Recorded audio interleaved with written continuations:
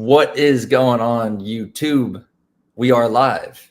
Welcome to Fireside Rangers. I'm your host, Eric Wilson. Today, joined by my co-host, Will Cohen. It's been quite a minute since we've done one of these pregame live streams.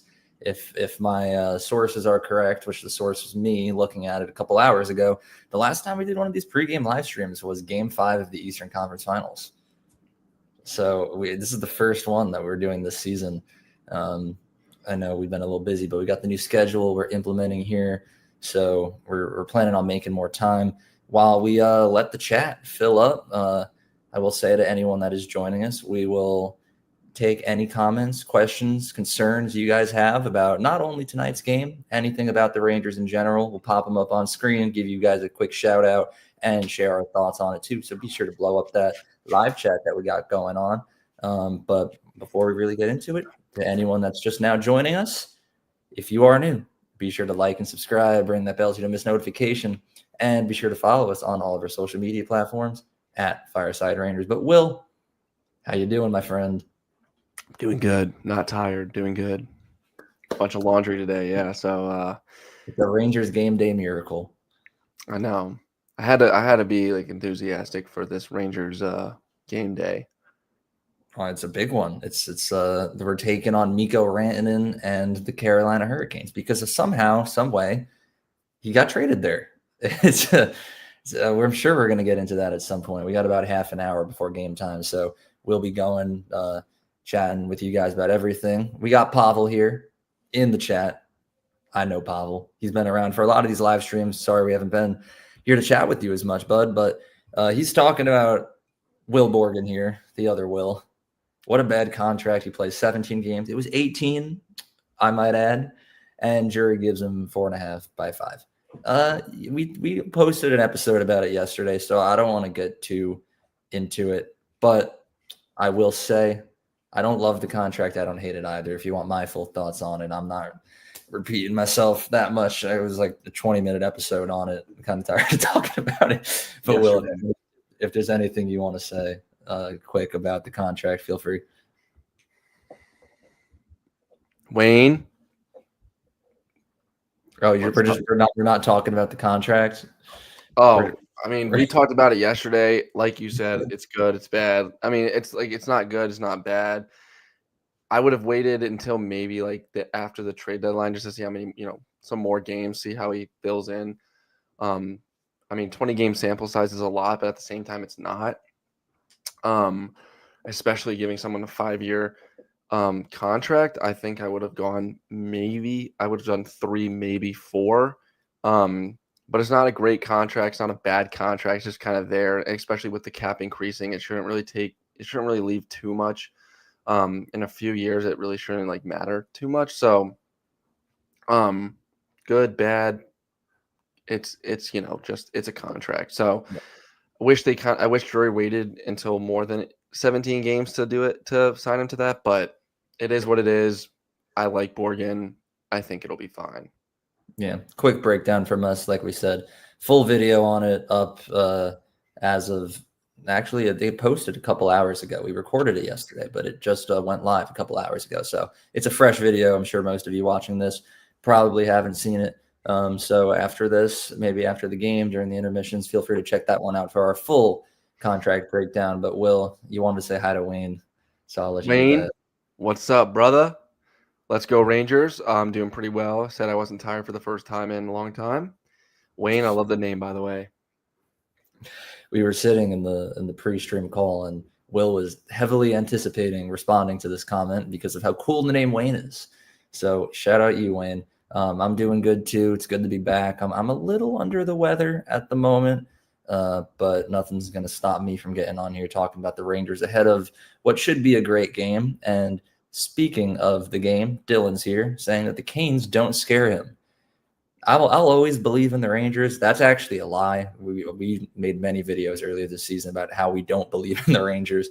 But right now, with the way that we're playing, I'll always believe in them. But I will say the Canes do shiver me timbers quite a bit.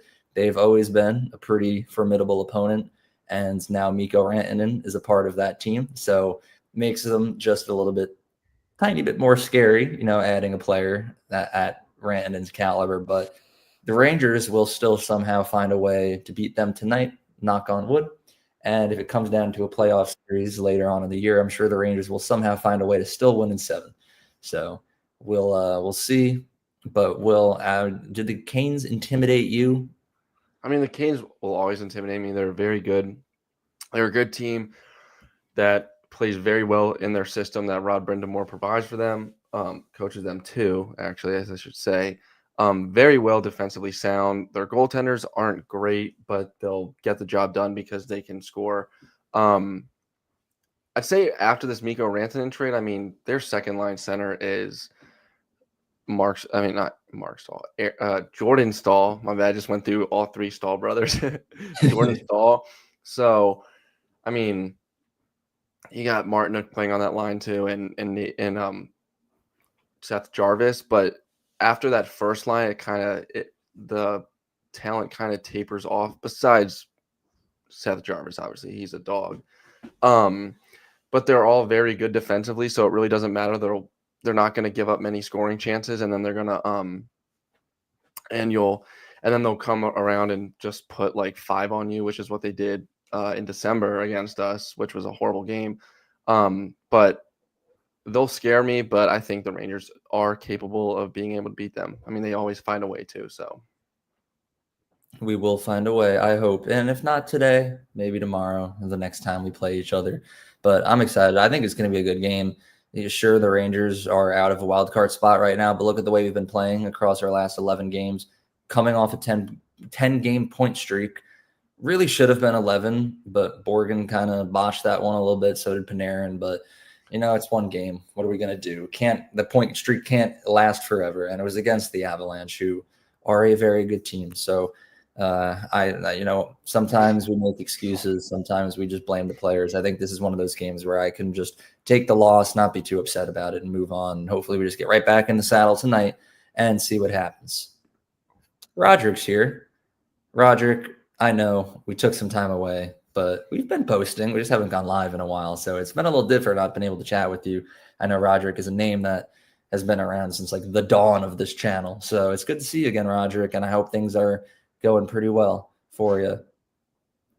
All right, but let's see what Dylan's got to say here. It's funny because right after we trade Trouba, we automatically sign Igor to a long-term contract. I still believe unless it's quick, that has been a proven winner. I think there's a little typo there at the end. But what I'll say is I think there's a very large difference between the Trouba contract and the Shesterkin contract. Yes, both are long, both are for a lot of money, but at the same time, Shesterkin is the best goaltender in the league. He doesn't look at every single game, but no goaltender is at the top of their game every single day. And when you also factor in the cap that's rising, it's going to look a lot better. Whereas Jacob Trouba was making $8 million when in reality, if I could go back in time, I would have given him half the term that he got for $4 million. I would have just split that contract in half because he was around for far too long, making far too much, whereas Igor Shesterkin is still younger. I think he's still getting better and better. I mean, he's coming off, other than that last game against Colorado, he had back-to-back shutouts.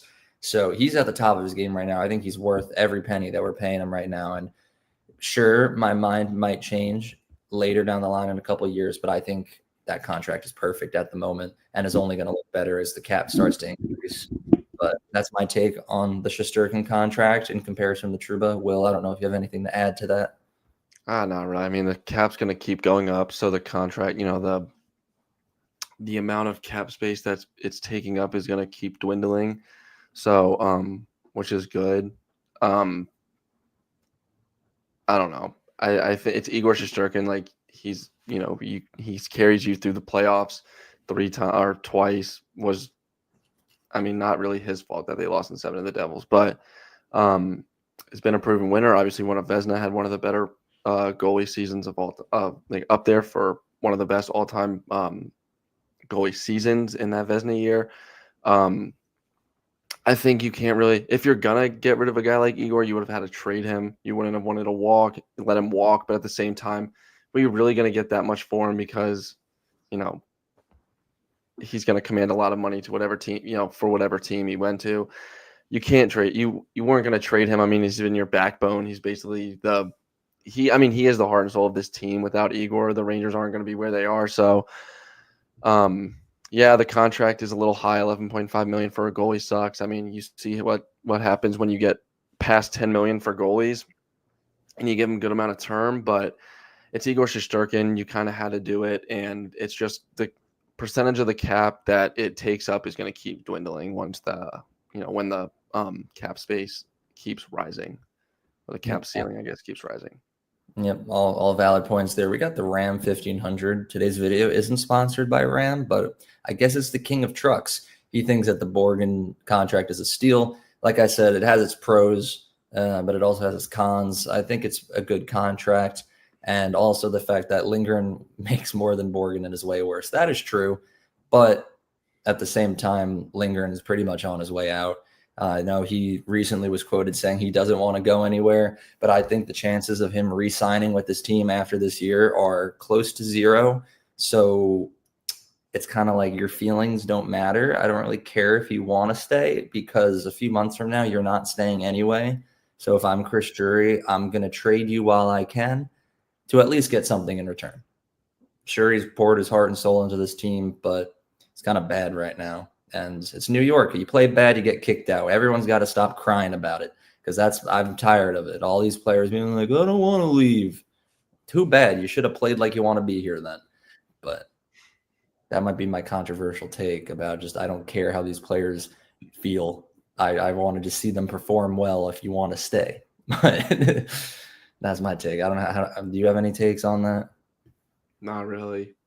I mean, yeah, of course you want to stay with the team that you've come up with. I know he wasn't drafted by us, but the team that you come up with, made your first NHL start with your NHL debut with. But Lindgren's his play has taken a dip over the last 2 years, and I don't think that they're going to want to give him term or money. I think there's other options they can go with. So yeah, I really don't care if he wants to stay. I don't think it's going to happen.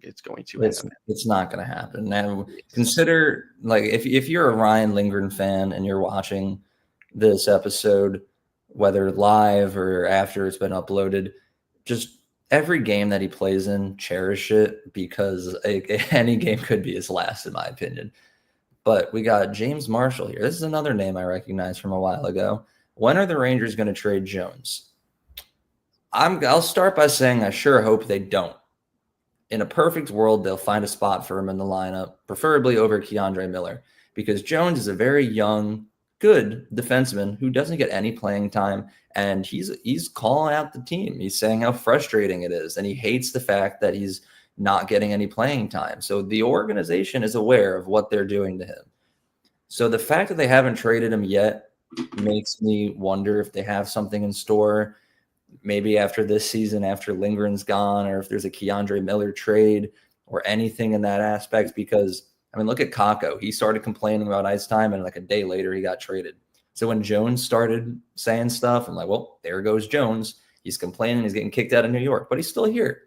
And I think Jones is the type of player that many teams would be interested in. So I don't think that they've been trying to move him and just haven't been able to. There has to be some sort of plan with Jones. You know, Mancini is another name that could possibly be put in over him. But I would like to see Jones in the lineup. When are they going to trade him? I don't know. I just hope they don't. But that's my take on the Jones situation. Yeah, I think that Chris Drury basically told his agent to go find a trade. So I think that means that they were trying to do something and couldn't. I think them going out and getting Vakanainen and Borgen kind of solidified Jones probably is going to be traded, and I'd probably have to say towards near the deadline. I don't agree with it. I like Zach Jones. I think he can be a good defenseman on this team. I just think that the Rangers don't see it they don't see it that way. And I mean, he can't go down to the AHL because I'm pretty sure he'd have to be cleared from waivers and then, all this, that, and the other. But I think Chris Drury coming out and basically saying, find your own trade means there wasn't anything out there that they liked. And it's like, if you're really gonna have to go out and find your own trade, there's not there's really nothing out there that's going to fit for you. So I don't really know what's going to happen with that. I hope at this point they just trade him so he's able to go out and hopefully play for an NHL team, show his worth. But I don't know if it's going to be with the Rangers, unfortunately. I mean, we'll see. You know, the possibility of him being moved at the trade deadline is most certainly there. You know, it's kind of like we said in the episode that aired today. It's like officially crunch time for us to start looking into the trade deadline. Up until a couple of weeks ago, I don't think we had any plans of doing deadline coverage other than who we were going to be trading away, because I expected us to be sellers. But at this point of the season now, about just under a month away from the deadline, it looks like we're going to be buyers and try to make a late playoff push. So it's time to start doing our research and our homework around other teams in the league to see what the Rangers need. Speaking about around the league, Dylan says we have to look at teams around the league. The Capitals looked around the league and added players who fill in the missing pieces with a goalie that's getting paid under $8 million. Well, yeah, the Capitals do have a goalie that isn't making as much as Shesterkin, but at the same time, the Rangers do have quite a significant amount of cap space at the moment. That Shesterkin contract doesn't kick in until next year. Neither does Lafreniere's. And after moving Trouba and Kako and whoever else, they have. Will, do you know the exact number off the top of your head? How much cap space we have heading into the deadline? I think it's 22 and a half. I don't know how Borgen's contract goes on the book this year. If it does, it would be 18.4. But if not, I think they have 22 and a half. Yeah, I mean, I'm assuming the Borgen extension would kick in next year, but don't quote us on that. Yeah, Point is, at minimum, the Rangers are going to have just over $18 million in cap space to work with. Using all of it right now might hurt us after the season ends, especially if we don't win a Stanley Cup. But the point is, we do have a lot of flexibility. So I don't really consider the Shesterkin contract to be an issue at the moment as far as adding other pieces. Like I said, we haven't done our homework yet. That's what we're getting into now. It's like the next arc that this channel is about to go on is trade deadline season.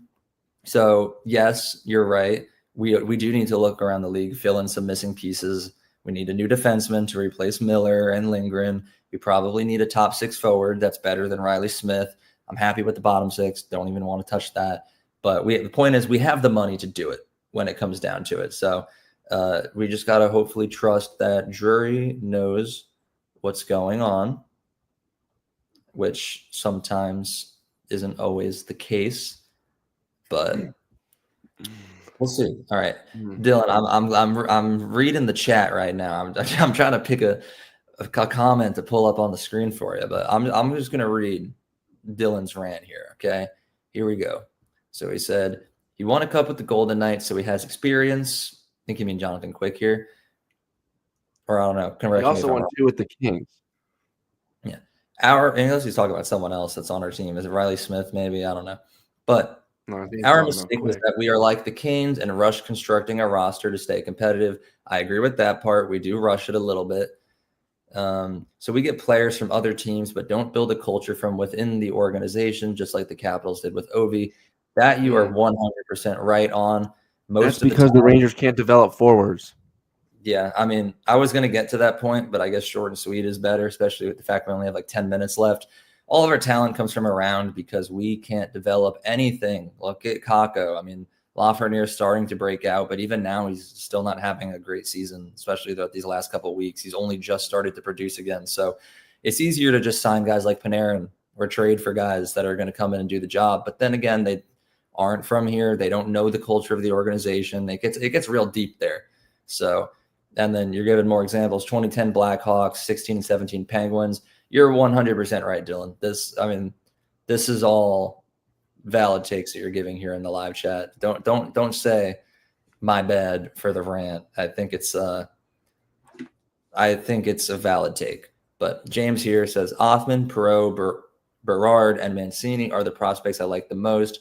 What do we think? Real quick, my favorite prospect right now is Perreault. Long-term viewers of the channel will know all of the Othman content that we've made, and I still like Othman.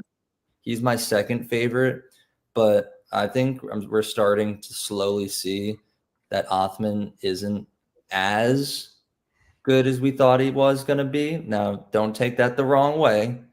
He's still our second best prospect, and I think by next season he'll be fully ready to make the NHL. But like when we first drafted Othman, and then looking back to like last year and the season before, we were like, this guy's going to come up right away and be a top 6 star. Right now, I'm kind of like, we need to slow things down and take our time to make sure we do this right. Perot, and on the other hand, is just pure raw talent. I think as soon as he's old enough and done with college, he's the type of guy that's going to come right up and start scoring. So prospect ranking, Perot, and then Othman, even though Othman is currently slightly more developed than Perot. I love Mancini. I loved the start he had with the Rangers earlier this season. Same with Berard. I don't know why he got sent down. Like he got called up, was handling business, and then just got sent down. But Rempe. I think, yeah, Rempe. But I think you're right. Out of all the prospects in our system, Othman, Perot, Berard, Mancini, those might be my top 4 as well. Unless, Will, you can think of a name that's just blanking from me. But I EJ think Emery, like everyone's forgetting about EJ Emery. This kid's gonna be solid. He's a defensive defenseman, but EJ Emery is. Why is everyone gonna leave him out now? Like, well, I don't think it's the Kodak fact that we're Minnesota. forgetting him. It's the fact that we just drafted him like less than a calendar year ago. We're Okay, like, you're right. My bad.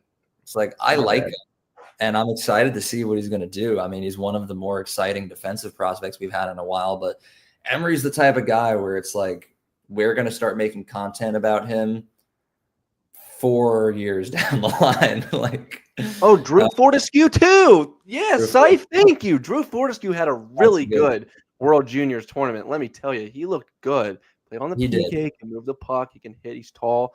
But I do think that probably Othman, Perot, Berard, and Mancini are our top 4 prospects right now. Obviously, Perot is probably number one in my opinion. I think. Watching the World Juniors the last 2 years, won back-to-back golds. He looks like a playmaker. He has high IQ. His skating has gotten a lot better in the last year, which is something that a lot of people had knocked him on. But he has a wicked shot. Othman, obviously, I think people were kind of too early to jump the gun. I think Othman is going to be a very good middle 6 guy. He produces a little bit more on the. I think he produces a little bit more on the power play, which is totally fine. But he has that gritty game to him, as well as putting up points. And then obviously Brett Berard, we saw him this year. I really like Brett Berard. I think he'll be a solid bottom 6 guy. And then Victor Mancini came up, was playing well for a little bit. Kind of once the season ramped on, it kind of looked like it got a little harder for him. But I think that he has some value for the Rangers, especially because he's young. I'm pretty sure he's a right-handed defenseman, I think, if I remember correctly. That's really bad of me not to know. But, yeah, I would agree with James on those 4 prospects. Yeah, I think James. I went on a rant right there. My bad.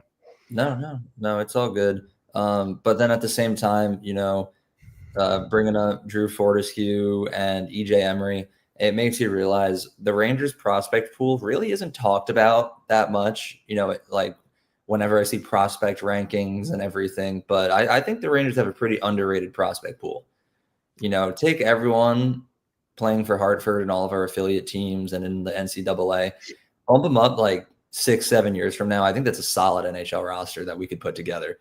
So, I don't think it's a great prospect pool. Sorry to cut you off. I don't think it's a great prospect pool, but I think it has its bright spots. Yes, there are bright spots on it. And there's a lot of promise that's on it as well. So it's not a top one, but it's like middle of the pack maybe towards the bottom. But there is some bright spots and some promise that hopefully will come up and help this Rangers team. Yeah, I mean, I'm biased, but I would go as far to say that Perot is like a top 15 prospect in the entire league. I think most people would agree with you on that. Still extra crazy, maybe I'd say top 10. But I would say he's a top 15. I think most people would agree with you on that, actually. Yeah. But so I don't know. I'm excited to see Perot play in the future. We've got Noah here in the chat. He says this game is a must-win or we're cooked. I will say it is a must-win. I think at this point of the Rangers season, every single game is a must-win. But I will admit I don't think this game is as much of a must-win as some other games I've seen, only because at this point, if the Rangers want to make the playoffs, it's not going to be a divisional spot. Sure, it would be nice to catch 2 points up on Carolina, but they're at 64 points. We're all the way down at 52. I'm not saying it's impossible. If we go on a crazy run, we can catch up, but it's less likely that we're going to. I think the real must-win games are when we go against those teams that are right with us in the wild card spot: Boston, Tampa, Columbus, Montreal, Detroit, even Philly. All right. Obviously, this is a very important game. Any divisional game is an important game at this point of the season. But you get what I'm saying. Like, I wouldn't like it's a must win, but I wouldn't say we're cooked if we lose. If this game was against one of those other teams I mentioned, we lost, I would say we're cooked. But this is an important game. I don't know. I'd say I think we might be cooked. You need as many points. If you're gonna make the playoffs, you need as many points as possible. Well, every game is a must win at this point. Yeah, you gotta like if they got 2 points against the Avalanche or let's say they got a point, it'd be at 53. If they won tonight, they'd be at 55. They'd be tied for the second spot with Tampa and Columbus. Like, you got to accumulate as many points as possible. Noah, I agree with you. Must win or we're cooked. I'm okay with being disagreed with every once in a while. I don't know. My point is, I would rather lose to the Hurricanes than against the Lightning right now. But it is still a must win. I'm just saying it could be worse. The situation could be, maybe we still are cooked if we lose, but we're not as cooked as badly as possible. But James wants to know our thoughts on this trade. I think it was the biggest trade of the day. It was, right? I have no clue. I don't have the information in my brain to be able to break that trade down. I know I'm just making a joke because this trade happened right after the Rantanen trade. I think it was literally like a few hours after or the next day. Yeah, I don't know. I don't have much input on this trade either. I won't lie. I know we are a Rangers channel, but it was a very like AHL minor swap. We don't follow the AHL as much. We like to keep tabs on our top prospects just in case we get any call-ups, but any of those minor league acquisitions, I think it's a lot to follow. But if that's something you guys want to see, more AHL content and prospect content, we can definitely do some research and cook some stuff up together. I'm just gonna say, in Drury we trust, and that I hope it's a good trade. And I guess that's it. But it seems like Roger agrees with you, Will. Every game and point matters at this point. I'm not denying that. I guess maybe I phrased what I was saying wrong. I'm going to go back to my word and say that Noah's right. We might be cooked because every game does matter. I'm just trying to be an optimist just in case things go wrong tonight. Because then if you lose, hang on, I think the Flyers don't play tonight, but if we lose, the Canadians play tonight, and then they'll be 3 points ahead of us instead of one. It's a race. It's a race. Every game matters. That's my fault. I had a bad take on. Yep. Come on, Eric. Are you kidding me, dude? Like, really? Are you serious? Yeah. Sorry, James, I'm just kidding. No, that's okay. James clarifies. I only ask because the present sucks, and I'm looking towards the future. Don't worry, James. We're gonna make that we're late in the month, but our New Year's resolution is we're gonna be better about prospects and knowing who's who and who's going where. Because I can tell you a lot about Perreault and Othman, but I can't tell you much about anybody else other than our most recent draft picks. So I'm gonna respond to these last two comments, and then it's about game time. So Will, you'll do your parlay. So while I respond to this, start to think of that. I already got it. Oh, he's come prepared. But Tron says, I hope Kreider goes on a tear starting tonight. That would be lovely. That would make me so happy to see Kreider go on a tear like he used to do, because Kreider's been quite underwhelming. And Will, I'm not even going to give you a chance to speak on that. I know you know that Kreider has not been doing good. I thought you meant my parlay. I was going to be the only reason we're doing this is so you can do the parlay. Cool. I'm just kidding. We do it for the fans. Roderick says the last comment we'll respond to. I love AHL hockey. We used to have 2 teams in my area and got to Binghamton, Hartford a few times a year. I'm about 2 hours from Hartford and still hoping to get to the XL Center at some point. That would be cool. I've never been to an AHL game, but I have been to an Orlando Solar Bears game of the ECHL. Tough. So that was cool. It was cool to see like the lower levels of hockey. I think that's like the one below the AHL, which was pretty cool to see. The Solar Bears are affiliates of the Lightning, so interesting to see some of their prospects play. But I guess that's the number one takeaway from this stream is that the people want more prospect content and AHL stuff. So we'll definitely look into that, especially with the new updated schedule coming out. But game's about to start. It's 7 o'clock Eastern Standard Time. Will, bless the fans with the parlay they need to drop before the game starts. Quickly. Matt Rempe, anytime Gordie Howe hat trick. Sounds good. Matt Rempe, anytime goal scorer. Matt Rempe, anytime assist. And Matt Rempe, anytime fight. There we go. Gordie Howe hat trick. Put your mortgages on it. Everyone knows the drill. If you lose, blame Will. It's not me, not my fault.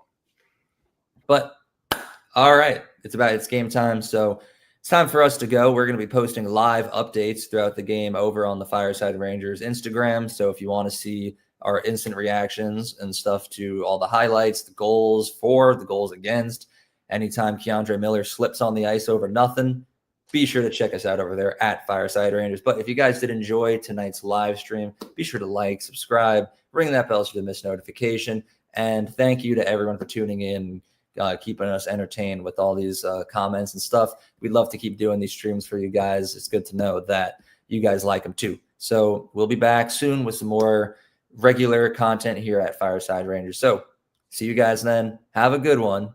And let's go Rangers. Let's go Rangers.